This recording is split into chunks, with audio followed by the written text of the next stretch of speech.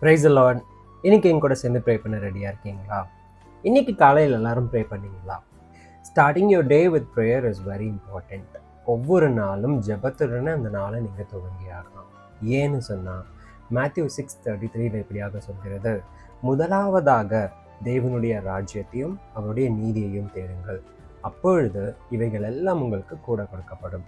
அது என்ன கூட கொடுக்கப்படும் அப்படின்னு சொன்னால், ஒவ்வொரு நாளும் நீங்கள் எதுக்காக ஓடிக்கொண்டு இருக்கிறீங்களோ, எதெல்லாம் உங்களுடைய தேவைன்னு நீங்கள் நினச்சிட்டு இருக்கீங்களோ, எல்லாத்தையும் கர்த்தர் பார்த்து கொள்வார். நீங்கள் செய்ய வேண்டிய காரியம் ஒன்று தான், கர்த்தருடைய ராஜ்யத்தை ஒவ்வொரு நாளும் தேடுவது.